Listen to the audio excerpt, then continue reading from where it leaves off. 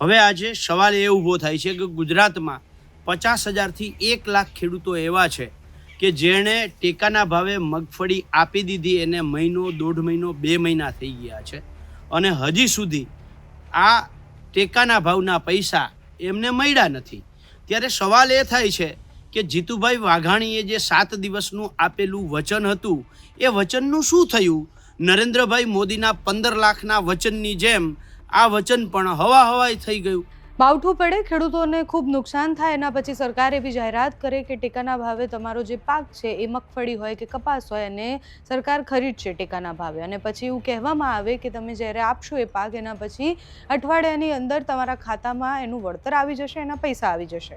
પણ પછી બહુ જ લાંબા સમય રાહ જોયા પછી પણ અનેક ખેડૂતો એવા હોય કે જેમના ખાતામાં પૈસા ન આવ્યા હોય, બહુ જ આસ સાથે એ સરકાર પર એવી આશા રાખે કે અમને કુદરત મદદ નથી કરતી તો અમે અમારા ચૂંટાયેલા પ્રતિનિધિ જે છે એ અમને મદદ કરશે અને સરકાર અમારા માય બાપ છે અને અમને મદદ કરવા માટે વળતરના પૈસા થોડા તો આપશે, જેનાથી અમે બીજી ખેતી કરી શકીએ। પણ લાંબા સમય સુધી જ્યારે એ વળતર જ ન મળે અને વળતર માટે પણ ખેડૂતોએ પ્રશ્ન કરવા પડે ત્યારે એવું થાય કે મોટી મોટી જાહેરાત કરવાથી શું થઈ જાય। ગઈકાલે જ પાલ આંબલિયાનો એક વિડીયો સામે આવ્યો હતો। વિડીયોમાં એમણે પ્રશ્ન કર્યા હતા કે કૃષિ માટે અને ખેડૂતો માટે જ્યારે આટલું મોટું બજેટ ફાળવવામાં આવે છે તો એનો ઉપયોગ ક્યાં થાય છે, કારણ કે વળતરના નામે ખેડૂતોને કશું મળી નથી રહ્યું। ફરી એકવાર પાલ આંબલિયાનો વિડીયો આવ્યો છે અને એમાં સવાલ કરી રહ્યા છે કે કૃષિ મંત્રી આવી અને એવું કહે વળતરના પૈસા જલ્દી આવી જશે અને તમે જે વળતર માંગી રહ્યા છો એ અઠવાડિયાની અંદર તમારા ખાતામાં આવી જશે, પણ આટલો સમય થઈ ગયો એટલે ખેડૂતોને વરસાદ પડ્યો અને નુકસાન થયું, એના પછી પણ આટલા બધા દિવસો થઈ ગયા છતાં પણ એ લોકોના ખાતામાં એ ટેકાના ભાવે મગફળી ખરીદાયના વળતરના પૈસા કેમ નથી આવ્યા? બીજા અનેક પ્રશ્ન પણ એમણે કર્યા છે। પાલ આંબલિયાએ ખેડૂત વતી જે પ્રશ્ન કર્યા છે, સરકારની જાહેરાત શું હતી અને હજી સુધી એનું પરિણામ કેમ નથી આવ્યું તે સાંભળો।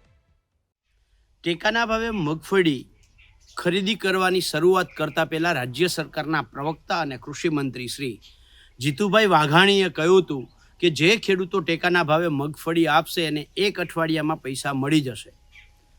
હવે આજે સવાલ એ ઊભો થાય છે કે ગુજરાતમાં 50,000થી 1 લાખ ખેડૂતો એવા છે કે જેણે ટેકાના ભાવે મગફળી આપી દીધી, એને મહિનો, દોઢ મહિનો, 2 મહિના થઈ ગયા છે અને હજી સુધી આ ટેકાના ભાવના પૈસા એમને મળ્યા નથી।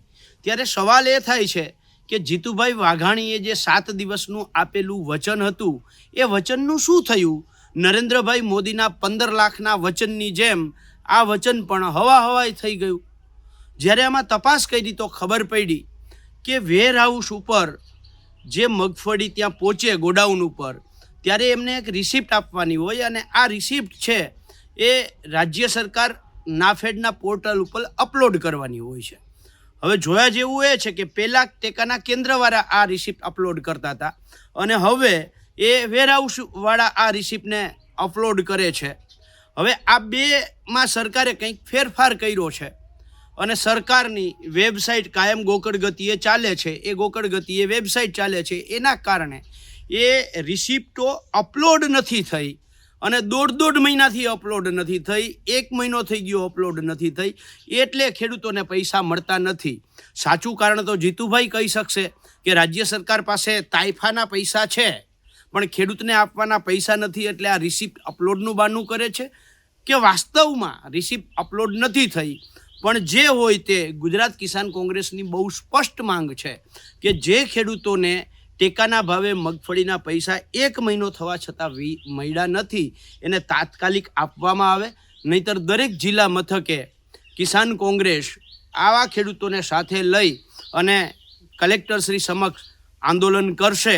એના માટે સંપૂર્ણ જવાબદાર રાજ્ય સરકાર રહેશે। આ બાબતનો આજે પત્ર લખી અને માંગ કરી છે।